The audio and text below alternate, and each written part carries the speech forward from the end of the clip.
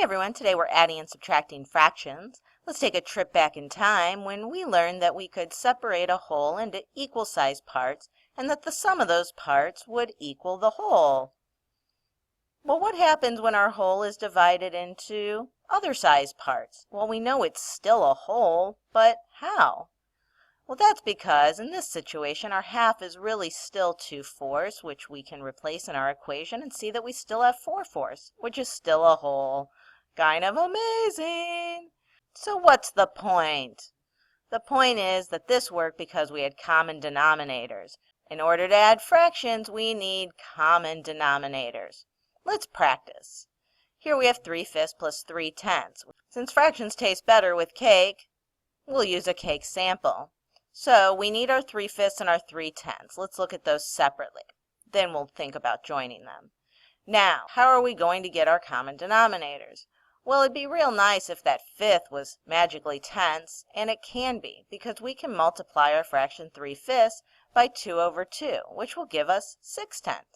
Now we have 6/10 and 3/10, and we're all set up to add, because this we know how to do with our common denominators. Excellent. Moving on. Subtraction. Now, is this any different? It's not. We still need our common denominators. Let's look at another cake sample here. We're going to model our 1/4 and our 1/6 separately, and then we'll do our subtraction. Well, what do we do now? I can't turn a 4 into a 6 or a 6 into a 4, but I can turn them both into a 12. So, how do I do that? I need to multiply my 1/4 by 3/3, which will give me 3/12.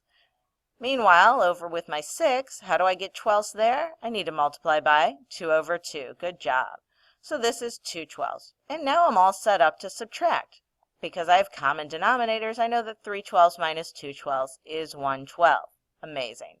Now some of you are wondering, does this work for mixed numbers? Yes, it does. Let's practice. Here we have 1/2 plus 2/4. Well, we know that fractions go better with food, so let's look at 1/2 donuts and 2/4 donuts. And how are we going to add these? Well, it'd be real nice if that half was 2/4. Now we can add our whole numbers, which is 3, and our fractional parts, which is 3/4. Awesome. Let's try one with subtraction. Again, here we don't have common denominators, and we need them. So let's throw in some models here and some models there. And let's turn that 3/4 into 6/8. Now I can subtract my 1 from my 3 and my 1/8 from my 6/8, and I get 2 5/8. Now some of you might be wondering, what if that 1 1/8 was 1 7/8? Now what do? I can't take 7/8 away from 6/8. Well, we're going to have to do a little redecorating here. I'm going to turn that 3 6/8 into 2 plus 1 plus 6/8. Now I'm going to turn that 1 into 8/8. And you can see here we have 2 14/8, which will allow me to take away my 1 7/8.